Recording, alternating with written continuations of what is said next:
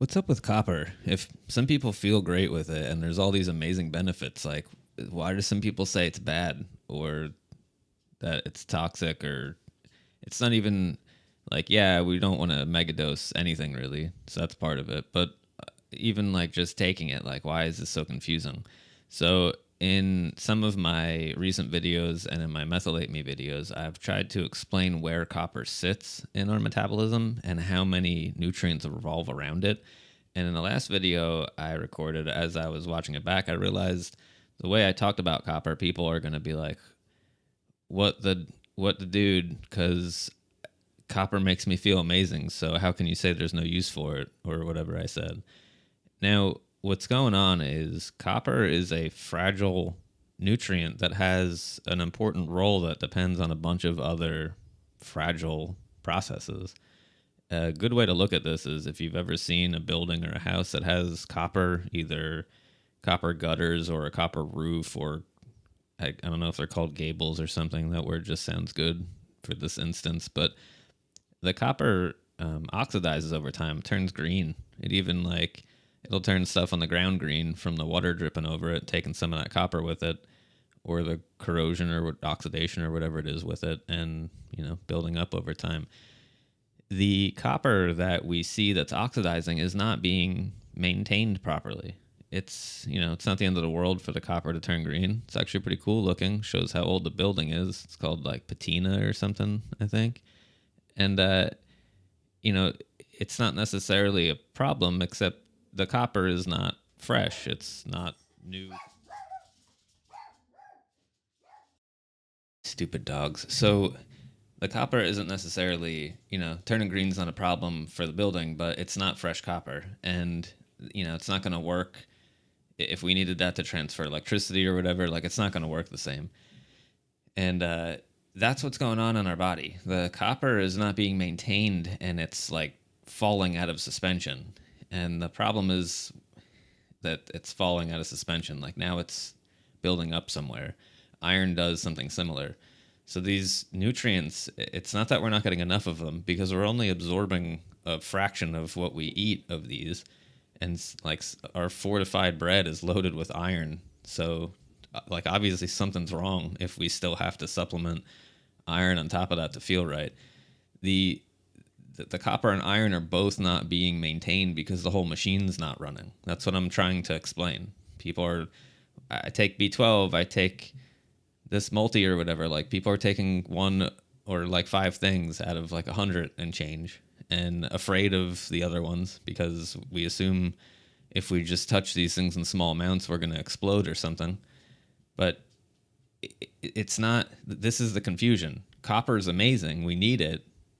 It's just broken because our system doesn't work right. And when we supplement it, we're helping support a broken system. It's just like putting a brand new copper roof on the building because we want it to be nice and fresh and allowing it to fall apart again and putting a brand new one on again over and over. That's what we're doing by supplementing it. When we supplement a bunch of it, we're just feeling that on a larger scale, except it's going to fall out of suspension again. And that's the major problem with it. And that's why there's people that are going into these groups and then coming out of them looking for help, whether it's this or other nutrients. Copper just works differently, so it behaves differently when we megadose it. We can't really megadose anything without having some type of response. We're using it as a drug or a medication at that point. That's not how this stuff works. We're trillions of cells that are made out of dozens of nutrients, and we're suspended by sunlight. I'm a bag of dirt twitching weird right now. Like, yeah, you can understand what I'm saying, kind of. But, like, something really weird's going on here. We're not going to fix this with one form of magnesium and some B12 injections or whatever. I know a lot of people are doing more than that, but there's a lot more to this. And if you are trying all the things and it's not working, I'll get into that eventually. But we got to cover the basics here and not put ourselves into more situations with these megadoses and ignoring some of these things. People worry about the problem that we can run into with supplementing. I get it. We should be careful. But there's also another problem that's almost like an elephant in the room where when we supplement with a handful of nutrients and even megadose with a few of them, while we're not getting important nutrients, that is a problem. That's a major problem. That's like souping up a car and not putting brakes in it kind of thing. And then we finally get something, the last nutrient that we need, and things go flying 100 miles an hour because we finally caught up on something that we were way behind on. And we get super uncomfortable and maybe vomit or something or whatever it is. And then we're scared of these things because we don't want that to keep happening. But yeah.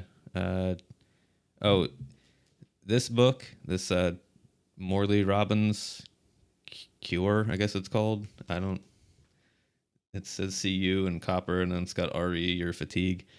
And I'm not, I was gonna suggest this thing sooner, but people like flipped out at me when I shared that. Like, oh my God, Morley Robbins, his protocol, no. And it's like I never said like follow the thing to a T. It's just we got to learn more. There's a lot more to this, and it's not. I'm not right. Morley's not right. We're not all wrong. We're trying to get the information out there and share the things. That's all that's happening. You got to keep that in mind. It's the people that do think they're right are the ones that we got to be even more careful with because they think that they understand it all. The ones that are explaining it in a way that are kind of leaving it open for interpretation is, that's what we got to do. We got to interpret. So when we read books and watch videos and stuff, it's not we don't want to do the cult thing and that's our new cult leader and we do whatever they say without questioning. It's we got to figure this out on our own and build our own understanding and do what works for us because I can guarantee I'm a bit different than you are. So things probably aren't going to work the same. Even if our biochemistry was exactly the same, I'd probably lead a completely different day than you, which means it's all of this is going to work differently, So, okay, thanks, bye.